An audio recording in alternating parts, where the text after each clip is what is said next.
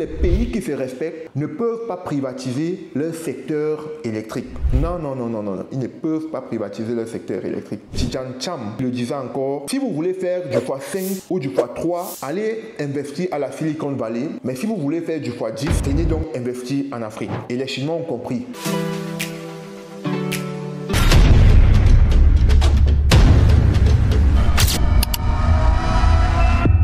Les gars, ce matin je suis en train d'aller faire la visite d'une entreprise et voilà, ils m'ont envoyé une Tesla pour venir me prendre à l'hôtel. Je suis à Tours Hôtel, donc ils m'ont envoyé une Tesla et comme vous pouvez voir, mon chauffeur c'est une dame. Ni hao.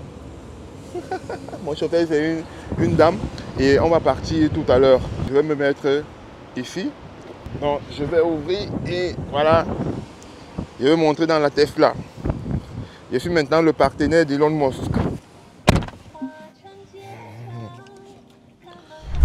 Donc là, je suis déjà dans la voiture et je suis en train d'aller à Shenzhen. Je pars de Foshan pour Shenzhen et c'est pratiquement 2 heures de temps de conduite. Je vais causer business avec le fournisseur. Dernièrement, nous étions chez ce fournisseur-là. Il nous a expliqué un certain nombre de choses sur l'aspect du solaire, connaissant les difficultés que nous avons dans nos pays. Donc, je suis intéressé par le solaire. En direct, j'ai demandé à ce que, ayant leur contact, j'ai demandé à ce que je puisse avoir un autre rendez-vous. Bien sûr qu'ils me l'ont accordé, mais la cerise sur le gâteau, c'est que lorsqu'ils te l'accordent, ils vous envoient un chauffeur. Donc, ils m'ont envoyé un chauffeur, une voiture, une Tesla, comme vous venez de voir. Et le chauffeur est là depuis pratiquement 30 minutes, parce qu'on a pris du déjeuner ensemble, le petit déjeuner ensemble. Et là maintenant, nous sommes en train de partir. Nous sommes en train de partir causer véritablement business parce que il faut connaître ce qui se passe chez les autres et connaître le manque qu'on a dans notre communauté.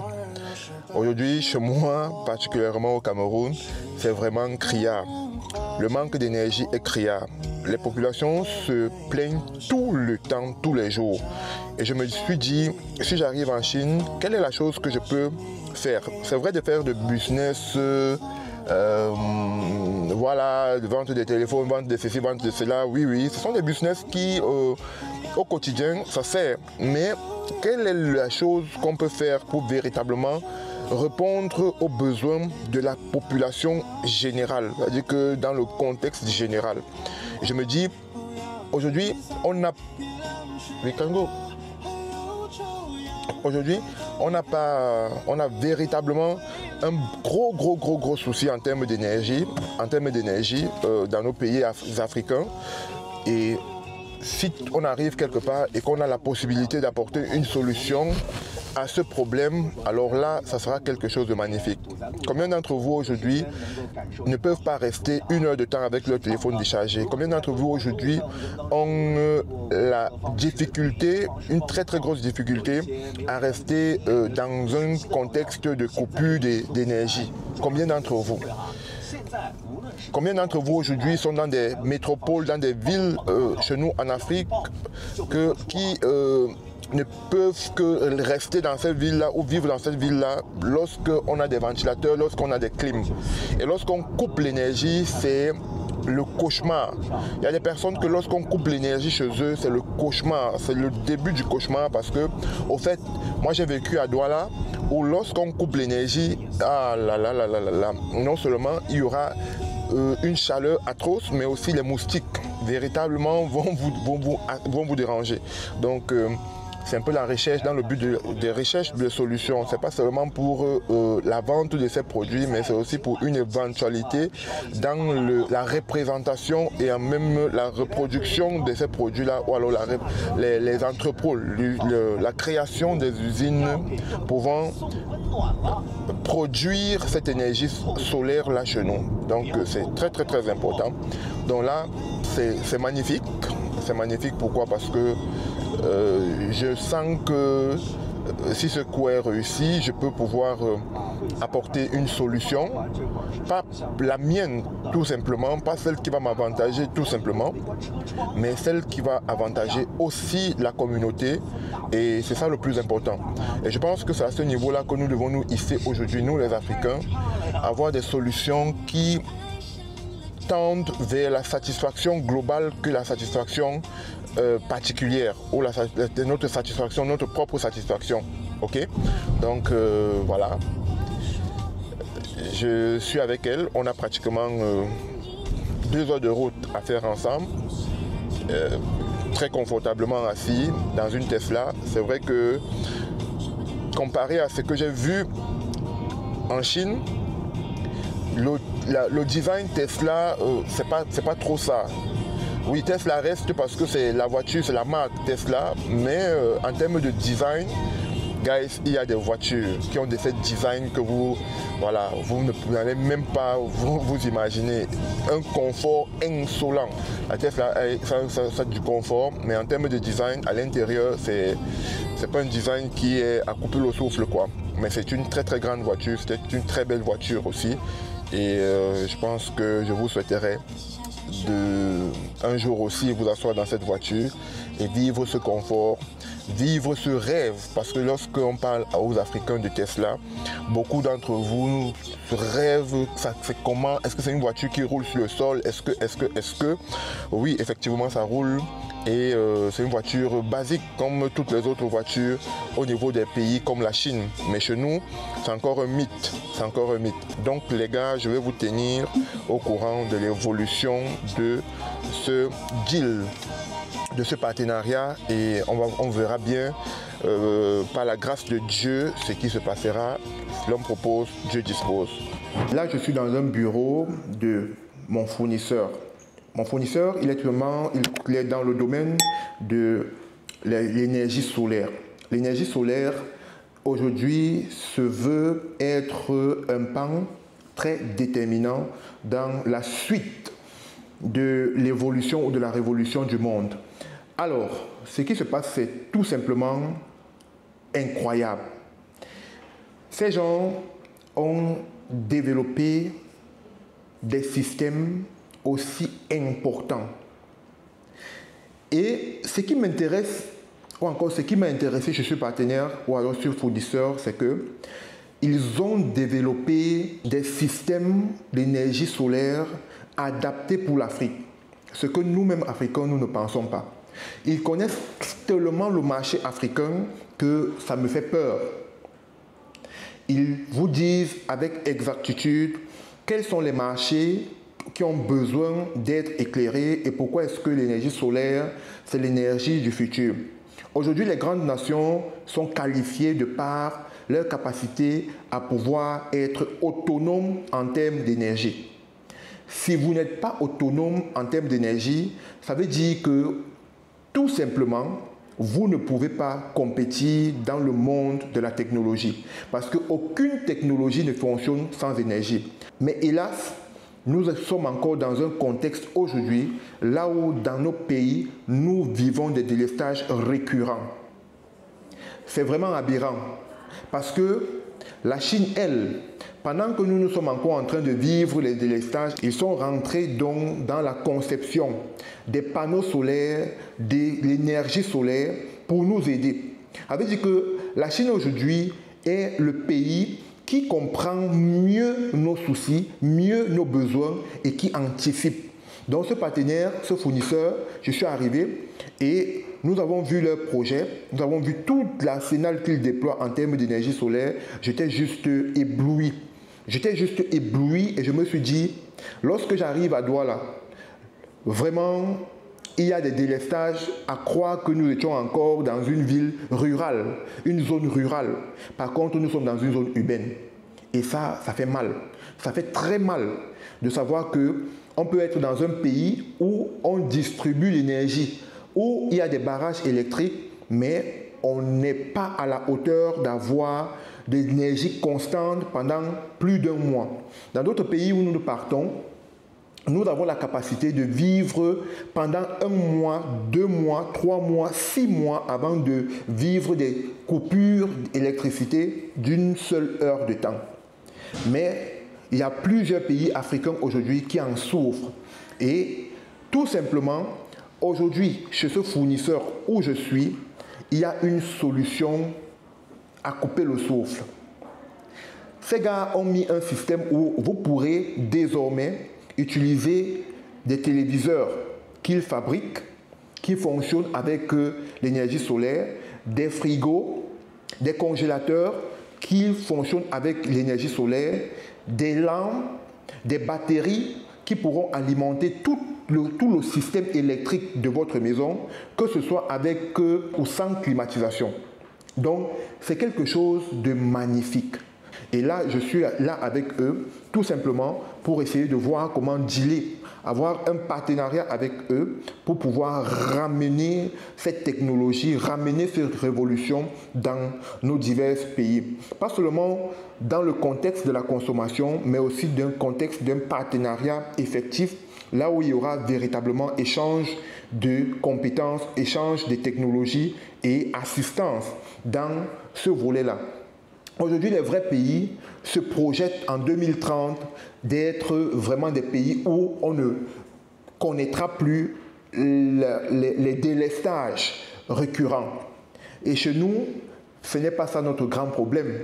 Quand on pense à nos pays, on pense à d'autres choses. On parle d'autres choses, d'autres sujets qui sont moins importants. Alors qu'aujourd'hui, dans le monde entier, vous voyez la guerre des compétences et l'électricité. Dernièrement, dans un documentaire, j'avais cru entendre que la Chine a proposé à la Belgique de posséder, en termes de partenariat, 75% de leur énergie. Et la Belgique s'est opposée. Et la Belgique, ils se sont fâchés parce qu'ils se sont dit, ces gens ne peuvent pas contrôler 75% de notre compagnie solaire. Ça veut dire qu'ils seront ceux-là qui décideront quand est-ce qu'on doit pouvoir avoir l'électricité, quand est-ce qu'on doit pouvoir avoir Internet, quand est-ce que nos bases de données doivent pouvoir fonctionner ou pas. Mais encore chez nous, en Afrique, on voit des gros pays donner le domaine de l'électricité à des personnes, à des secteurs privés, à des pays qui viennent décider de l'avenir de l'électrification d'un pays. Alors, je me pose la question de savoir, est-ce que véritablement les étrangers vous donneront accès à l'énergie dont vous avez besoin pour être compétent et compétitif sur le marché? Je ne pense pas. Parce que c'est aussi une manière de nous tenir, c'est aussi une manière de nous tirer vers le bas. Et c'est pour ça que quand vous regardez bien, en Afrique, on a des véritables problèmes. Il y a des problèmes de réseau. On va toujours vous dire, le réseau ne fonctionne pas, la connexion n'est pas bonne. Vous allez toujours voir qu'on dit on est en 4G. Or, quand vous regardez très très bien, on est en 2G. Parce qu'au fait, tout ceci fonctionne avec l'énergie. Tout ceci fonctionne par des réseaux. C'est vrai que les câbles, les connexions, les machins, mais lorsqu'il n'y a pas d'énergie, il n'y a pas tout ce que vous voyez. Parce que les serveurs ne pourront pas marcher. Les serveurs ne vont pas marcher s'il n'y a pas d'énergie. C'est pour ça que les pays qui se respectent ne peuvent pas privatiser leur secteur électrique. Non, non, non, non, non. Ils ne peuvent pas privatiser leur secteur électrique. Et aujourd'hui, nous devons tout simplement nous battre. Le monde est en train d'aller vers la consommation de l'énergie, des énergies solaires.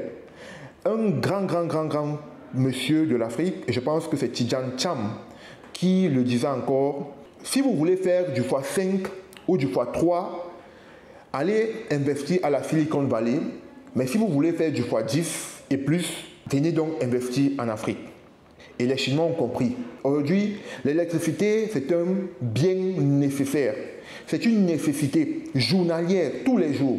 On a besoin d'électricité pour charger nos téléphones. On a besoin d'électricité pour être éclairé. On a besoin d'électricité pour faire fonctionner nos industries. On a besoin de l'électricité pour faire tout ce dont un homme a besoin pour vivre. On a besoin de l'électricité pour avoir la connexion, on a besoin de l'électricité pour que nos téléphones puissent nous servir, on a besoin de l'électricité pour contacter des personnes, on a besoin de l'électricité tout au long de la journée et de la nuit, effectivement. Donc, l'électricité, c'est un domaine véritablement important pour nous. C'est un secteur très très important et nous devons donc prendre ça au sérieux. Alors aujourd'hui, je suis tout simplement là pour voir comment nous pouvons avancer avec ces partenaires et trouver des solutions pour l'Afrique. Des solutions concrètes, pas des solutions momentanées. Tidjane Thiam l'a encore si bien dit, c'est quelqu'un qui a investi bougrement dans le domaine de l'énergie solaire parce qu'il a dit c'est là-bas.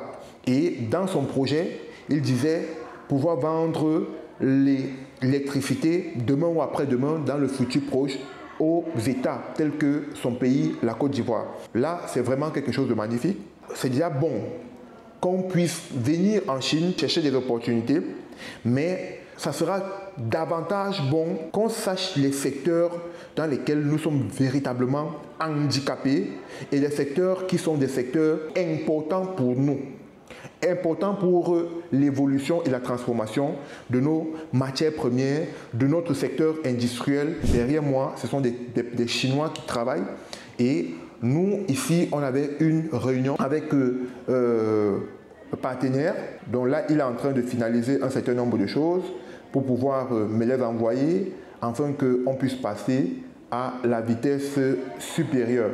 En conclusion, nous allons donc tout simplement nous dire, aujourd'hui, il est question pour nous de comprendre la nécessité, l'urgence de pouvoir travailler à développer ces systèmes parallèles, ces partenariats parallèles. Quand je parle de système, je parle de systèmes d'électrification de nos pays en utilisant forcément l'énergie solaire ou encore l'énergie renouvelable parce que le monde est en train d'aller à ça. Beaucoup d'autres pays ont véritablement orienté, planifié l'horizon 2030 pour être cette année où ils basculeront véritablement dans l'utilisation du solaire. Il est aussi important pour nous de penser à nos nations, de penser à nos pays. Seul le gouvernement ne pourra rien faire si nous avons cette capacité, cette possibilité de venir en Chine et de trouver des bons partenariats et de proposer à nos gouvernements, ça sera toujours une bonne chose. Il est donc temps que tout Africain, de là où il est, qu'il sache que lui aussi, il peut travailler à l'apport de quelque chose d'important à l'édifice de son pays. Donc, ces partenariats, nous venons les trouver parce que nous voulons faire du long terme. Nous voulons apporter la technologie chez nous. Nous voulons apporter la solution chez nous parce qu'il y a un besoin criard chez nous. Les populations souffrent dans les zones rurales. On ne peut pas préparer du poisson, on ne peut pas avoir des poissonneries, on ne peut pas faire du business parce qu'il n'y a pas de l'énergie. Donc aujourd'hui, l'énergie solaire, c'est un besoin crucial pour les populations africaines, que ce soit dans le contexte rural, que ce soit dans le contexte urbain. Nous avons besoin de ce système-là. En Afrique, c'est le seul continent où il fait chaud pendant au moins 9 mois dans l'année, mais on a une carence criarde d'électricité.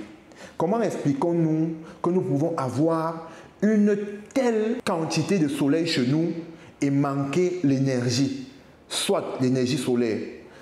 Alors, nous pouvons faire quelque chose, nous pouvons changer l'Afrique, nous pouvons véritablement apporter quelque chose à l'Afrique, nous pouvons véritablement aussi venir ici, là, en Chine, chercher la compétence, chercher le savoir, chercher des opportunités qui pourront servir à nos compatriotes, à nous-mêmes et des générations futures. Donc, si vous avez aimé ce contenu, abonnez-vous, activez la cloche de notification pour nos prochains contenus.